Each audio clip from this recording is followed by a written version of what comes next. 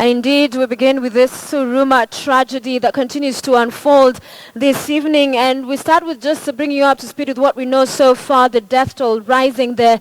12 so far have been confirmed dead. 134 have been rescued. And 69 people are still unaccounted for. So search and rescue efforts still ongoing in Huruma, and our Kisa Andara is live for us there. We want to cross over for the latest updates.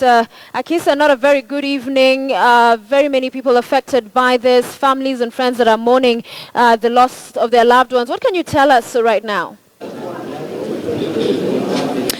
Good evening, Sophia. Thank you very much for putting us through. Definitely not a good evening. It's been such a long day, very long, 24 hours since the building came tumbling down. And just as you have mentioned, the death toll as of now is at 12, with 134 people being rescued from that 7-story building that came tumbling down yesterday at 9:15 p.m. And according to the Red Cross, 69 people have been reported to be missing. But the Red Cross says the 69 are not necessarily from inside the building. And just to mention some of the things that have been happening today, we have seen a lot of leaders come around just to show their support. President Uhuru Kenyatta made an appearance here about 12 midday. We saw Cabinet Secretary for Youth and Gender also come in, of course the NYS are among those who are involved hands-on the search and rescue operation here. So she was here. We saw Mining Cabinet Secretary Dan Kazungu, and we also saw Interior Cabinet Secretary Joseph Olenkaiseri, but conspicuously missing from the list of leaders who made way to Huruma today is Nairobi County Governor Evans Kidero, but however he sent the Deputy Governor Jonathan Mweke. We have had a lot of residents cry foul here that this is a matter that totally concerns the county government, but Nairobi County Governor Evans Kidero has failed to show face. It is a multi-agency operation going on here since yesterday at 9:15 p.m. when the 7-story building came tumbling down. But according to those involved, we spoke to those from the National Disaster Management Unit and the National Disaster Operations Center. They say that this particular operation is going to take longer than they had expected, and they have cited various reasons. Of course, one of them is the poor weather. As you can see, I'm literally being rained on right now. This, of course, is making it difficult for those who are engaging in the search and rescue operation to rescue more people or get the bodies from there. Right. Akisa, before I let you go, some of the evacuation we saw happened. We understand that Daima Primary School is where the people who are living in this building and the surrounding ones as well that have been said to also not be good for residency. Do we know what measures have been put in place for tonight? There's food, mattresses. What exactly has been put in place there? Do we know? Yes, some of the measures, let me just start from the buildings that neighbor the building that came down. Various buildings have been evacuated, but they have been deemed unfit for human inhabitation. And as you have mentioned, the Daima Primary is where some of the people who had been evacuated will be spending the night. And of course, we also have the Huruma Social Hall, where a number of people will also be spending the evening. But let us now just to talk to the Deputy Director of the National Disaster Management Unit, just to give us updates on what is happening and some of the measures that they are putting in place to ensure that it is a smooth I could call it transition from this place right now to where they will be spending their evening, and what next for those who have left, who were evacuated from the various buildings. Pius Masai, thank you very much for joining us on KTN Primetime News. Just give us updates on the current operation and the measures that have been put in place for those who will not be sleeping in their houses tonight. Thank you, Madam. As you are aware that we are here for this delicate operation, and as you have heard that we are balancing between saving lives and also the lives of the rescuers. As you are aware that the building is just next to a river, which is behind the building, which is harboring our operations, in that we are only accessing the building site by one side behind me here. We cannot access the building, the collapsed building, from either on the west, on the south, or on the back of the building because of the river and other structures. Otherwise, as you have heard, that the buildings, the way to collapse going down, it is very difficult in the operation, in that we are suspecting that there's life still in the building, so we don't want to rush and injure them, because just about 1 hour ago we rescued a life which have just dispatched to hospital, and we expect to get more lives from the building. Yes. Just before I let you go, what happens to the people who we've seen evacuating the neighboring buildings from there?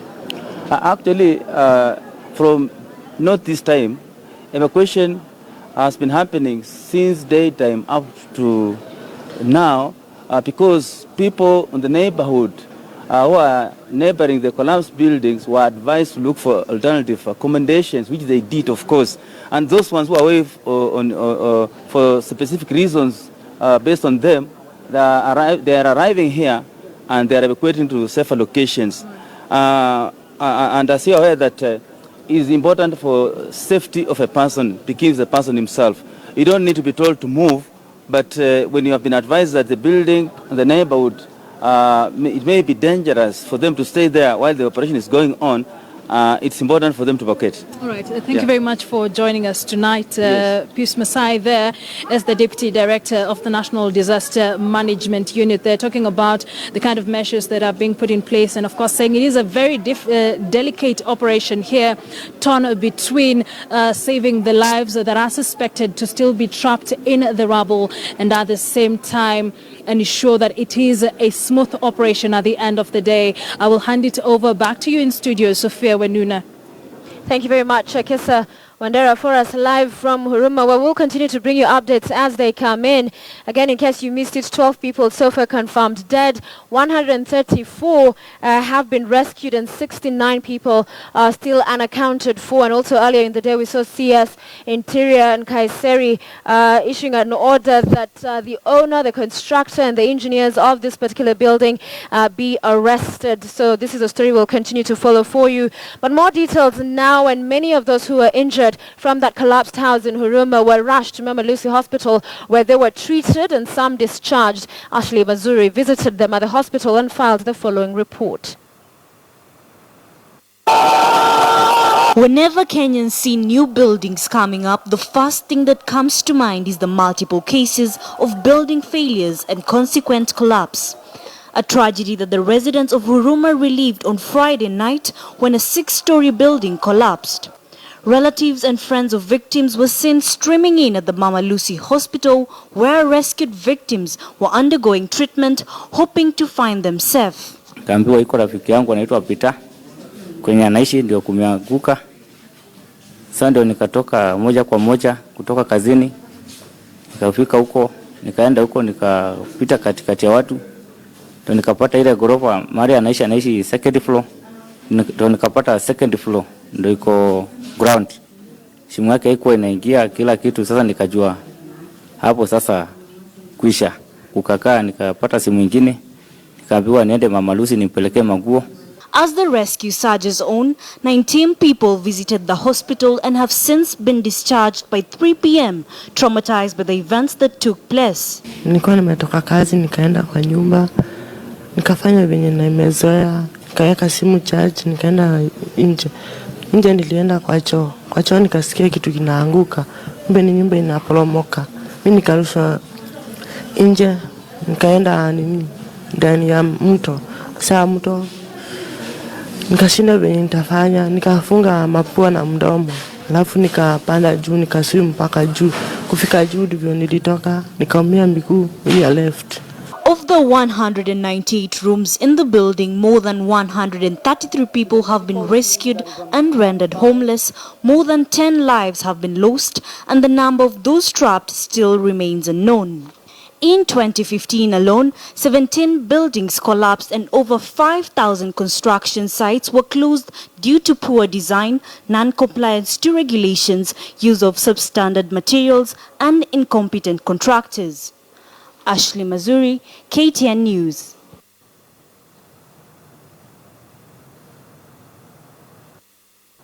And indeed, we will bring you more news from Huruma, but let's also bring you some stories from the rains that we've seen pound the city. And when it rains, it definitely pours. And yesterday's downpour, perhaps the latest event pitting Mother Nature's wrath and an ill-prepared city that was left almost to waste with flooded streets and a collapsed building. The disaster unfortunately left 4 people dead after a wall collapsed on them along Ring Road in Kilimani, even as the loved ones of those killed are left with bitter scars from last night's rainfall. Take a look. Even as questions by Nairobi residents over the county's poor state of flood management continues to elicit sharp and varied reactions, some residents within the county are counting more than just material losses. At Ring Road in Nairobi's Kilimani area, this now damaged fence hides a massive wall that collapsed yesterday at around 3 p.m. and in the process buried 7 individuals. David Mahungu saw it all. He owns a restaurant just across the street and knew most of the 7 individuals personally. It's a sad affair. It has been very sad for us because it's sad because there are people who we have been with, people we have always interacted with. They are also business people around this area. So they are good people and it's still sad for us. By the time volunteers lifted the wall off the 7, 4 of them had already passed away. People started shouting, let's all help, help, help, help. So a lot of people were down there and we helped by putting them out. And by bad luck, 4 of them had gone by the time we got them where they were. Young businessman Silla interacted with some of the deceased on a daily basis as they too conducted small-scale businesses in the area and presents a certificate from the Nairobi County's city mortuary with the name of one of those who passed away, whom he hopes the family in Meru can come and claim. Yeah, tungependa kutoa hiyo taarifa kwa wanaoishi Meru wajaribu kucontact bibi ya John Mibunga. Mwingine ni mwanamke huma tujapata details zake or identification, lakini anauzanga vyakula hii upande wa Kilimani. So alikuwa anapita tu kujikinga na mvua na akapatikana pamoja na wengine. The small community here, both shocked and disturbed by the deaths, even as the county government promises that more of such scenes will be a thing of the past if only residents could handle garbage and waste responsibly, even as the meteorological department indicated that the rains could persist moving into next week. Timothy Otieno, KTN News. Even as All right, and we'll be bringing you more details from the Huruma tragedy. But just to remind you where we stand right now, what the latest information we're getting, 12 people so far confirmed dead, 134 have been rescued, and 69 are still unaccounted for. Search and rescue efforts ongoing at the scene. And of course, Daima Primary School is one of the places. Those that have been evacuated from this building that collapsed last night have been redirected to, of course, the buildings around that as well, being evacuated, being said to be unfit and not to have had occupational certificates as well. So we saw the Cabinet Secretary for Interior, Joseph Nkaiseri, earlier as well, issuing that order that an arrest warrant be issued against the owner of this building, against the contractor and the engineer as well. So a story that we are continuing to follow for you throughout. We were live throughout last night, today as well. Our team's dedicated to bring the whole story to you up until we have conclusion on this particular matter, and also see what action will be taken. And we have our Abi Agena, who have prepared for us a story with many still trapped in the rubble. The cause of the collapse has been attributed to weak structures coupled with bad weather. Speaking to KTN News, Chairman of the National Construction Authority, Stephen Oundo, disclosed that preliminary investigations point to a building that was built on riparian land, which is against the building regulations. So KTN's Abby again now reports on who is to blame for this and why construction agencies have been sleeping on their job.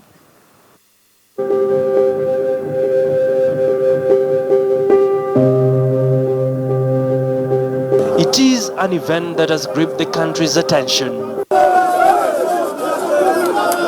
From the presidency to the lowest echelons in society, innocent Kenyans befallen by a grisly incident that has since claimed 12 lives in what could have been prevented if early warning signals were adhered to. It didn't matter. I mean, if a building is on a road reserve, such a building from the audit, the only way forward is demolition. And I would like to just call upon, I mean, it's very sad in a scenario like this where you have innocent Kenyans who have lost their lives, you have people who have been injured, some have been maimed. That is also property that is lost. It is not the kind of thing we want for a development country like ours. If you look at the buildings surrounding the one which has collapsed, you can actually see with your eyes 2 or 3 buildings leaning on the side. We urge the county government, implement your bylaws. If somebody put up a building without building plans, and one day you come, you mark an X and you say it's going to be demolished, either follow through or come and make sure those structures have been put to the order they're supposed to be. But when nothing happens, they put cement and then they paint them back, then we keep having such disasters. I can show you 2 or 3 buildings in this area, and we've complained several. The building in question, located in Nairobi's Huruma estate, is believed to have housed 126 occupants. The structure, according to survivors, was built in a record 6 months, raising further questions about its structural soundness. Kona dono nyana do. Kwenye kona dono kona right. Sasa hiyo sema anguka hapa hakuna action imechukuliwa na gava. Imebidi tutumie message na tutweet na tuangalie network za civil society na zikuja zitusaidie. Government to fail. Na tutaona kisha bwana hujachukua kura na watu kura na watu nakufa amechukua life za watu ni kama ujinga. Kitu ya kwanza, first of all I'm so disappointed na government. That is 1. 2, tuko na response team money. Hiyo pesa ya response team iko wapi? Hiyo pesa ya response ingekuja hapa kitu ya kwanza take action na zinafanyika. Questions around structural stability point to a building that was a ticking time bomb. If we report the county government and they don't act within 14 days, we will come ourselves with the youth, we give notice to the tenants, we give them 48 hours to move out. If they don't move out, whether they move out or they don't, we'll come back after 48 hours and we demolish those houses ourselves. That's what we've told them. Because having 2 incidences in less than 6 months and we are losing lives. And the owner of that building has 2 or 3 other buildings in this same locality, and they have been built in the same manner. It's unacceptable, completely unacceptable. According to the National Construction Authority Chairman, Stephen Oundo, the 7-story building had in fact been condemned and was merely awaiting demolition. The building, according to the National Lands Commission Chair, Mohammed Shazuri, the Nairobi County and the National Construction Authority ought to come clean. Of course, all of this is just a symptom of the rot that has been there in Nairobi and in this country. In many places, not just in Huruma, across the country, that you can actually get land on a riparian reserve, build a house in less than 5 months to go to 7 stories, when we have agencies that are supposed to approve. You have the National Construction Authority, you have the Nairobi City Planning, you have all of that, and yet these buildings still keep coming up. Now, our act is limiting in the sense that we do not have prosecution powers, so that we can actually charge those. But I think with the good intervention of the highest office of this country, and also with Parliament, if that can also be added to our mandate, so that we do have the prosecution of powers. Had questions as to why, if the building was already earmarked for demolition, why had it not been demolished? It's the responsibility of the county government. It's not the responsibility of the Member of Parliament. But because the county government seems to be unable to implement the bylaws or to make sure that Kenyans are living in safe buildings, then myself I will lead the youths of this area to take the law upon their own hands. And we will deal with the court cases, we will deal with any other nonsense that comes up, but we will save lives in the progress. Abi Agina, KTN News, Nairobi.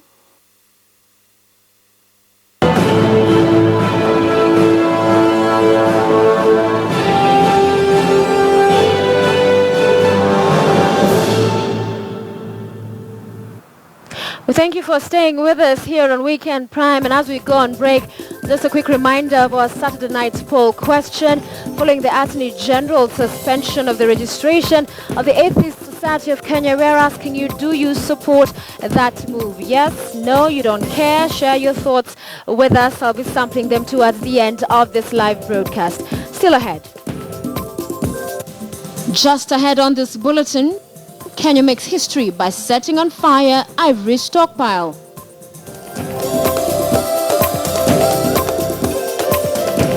That ivory burn that happened earlier on in the afternoon, led by President Uhuru Kenyatta. Before we go to the story prepared for us tonight, let me just run you through the other ivory burns that we've witnessed in the country. 1989 being the first ivory burn that we saw, led by then President Daniel Arap Moi. 12 tons of ivory were burnt then, and of course this was the same year that international ivory trade was banned. So significant then. We saw in 2011, the following president, now retired President Mwai Kibaki as well, torch 5 tons of ivory. Now, a little bit more about this particular burning. This ivory had been seized from smugglers in Singapore in 2002, and its roots were traced back to Malawi and Zambia as well.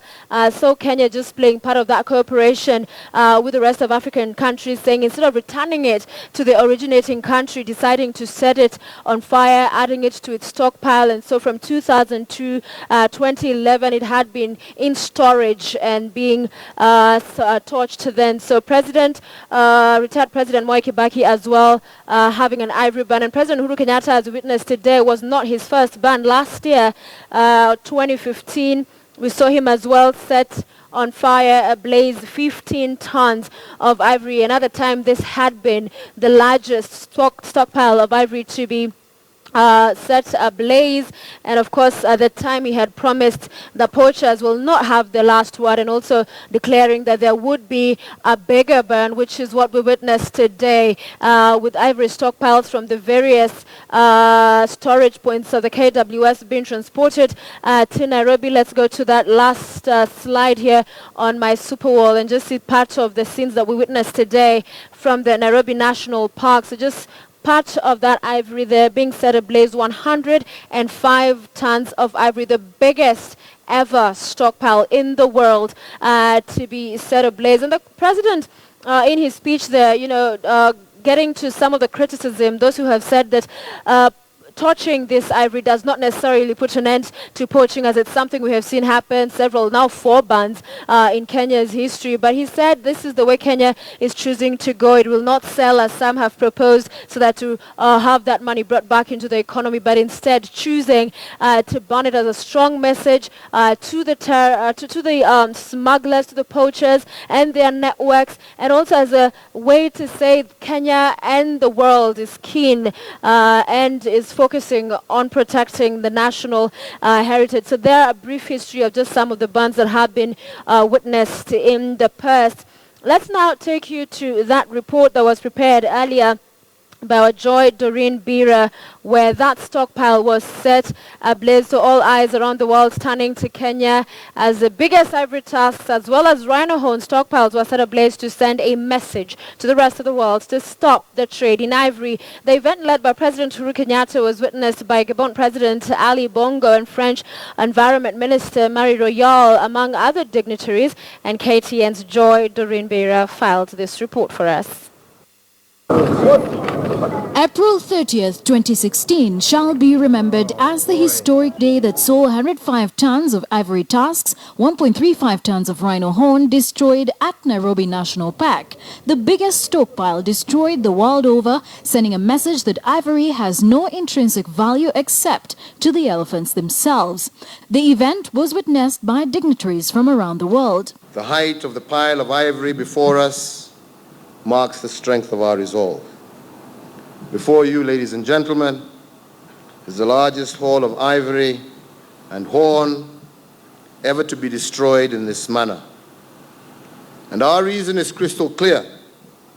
No one, and I repeat again, no one, has any business trading in ivory, for this trade means death, death of our elephants, and death of our natural heritage. Often poachers take ivory and leave the body of the elephant to rot. The symbolism of our mighty elephants falling and decomposing is very strong. And if we let criminals and militia slaughter our natural heritage, how can we be sure our nations are not destined to go the same way? We hope, as has been said, other countries will come along with us so that we can eventually eradicate all illegal trade in wildlife so that we can preserve our wildlife and our heritage. While Kenya's tourist numbers have dropped from 1.8 million in 2011 to 771 in 2015, losing wildlife heritage would be a double tragedy for a country whose bigger chunk of foreign exchange comes from wildlife tourism. They say Kenya's ivory that we're burning represents 5% of the international stockpile held in Africa. That would amount to 160,000 elephants. And if they were to join head to tail, they would go from Nairobi to Dar es Salaam. That is a shame. It is a disgraceful shame that this continues. In January 2015, I banned all export certificates in France and asked all European states to do the same. And I am pleased to announce today one step more. I am going to set a ban on any kind of ivory trade in France. While this is the biggest stockpile ban ever, it is the fourth ivory banning event in Kenya. In March 2015, President Uhuru Kenyatta led Kenya in banning 15 tons of elephant tusks and rhino horn. And in 2009, former President Mwai Kibaki banned 5 tons of contraband tusks traced and returned from Singapore. In 1989, former President Daniel Arap Moi banned 12 tons of ivory, the very first stockpile to be burnt. In 1989, elephant population had dropped to 16,000 from 167,000 in 1973. However, the past 10 years, the number of African elephants has dropped by 60%. This burn symbolizes the dream of a Kenyan Wildlife Service ranger that his or her children will one day see the African elephant and rhino in their natural habitat. It is assumed that tourists' primary motivation for visiting Kenya is indicative of the proportion of overall tourism revenue attributable to the national parks. The past 4 years alone have seen 943 elephants and 147 rhinos killed, though the number in 2015 has reduced partly due to enactment of tougher laws by the Kenyan government. Joy Doreen Bira, KTN News.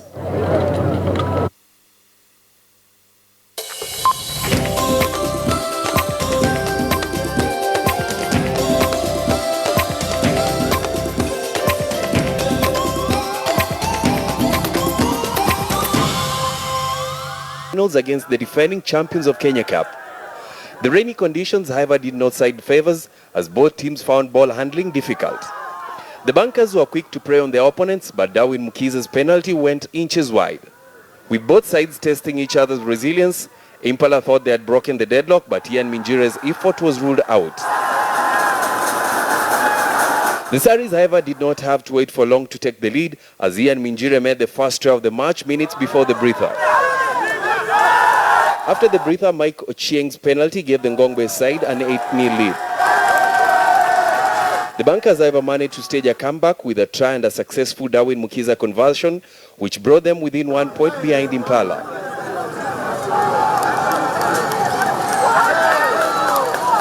Despite the late surge by KCB, Impala managed to hold on to an 8-7 win.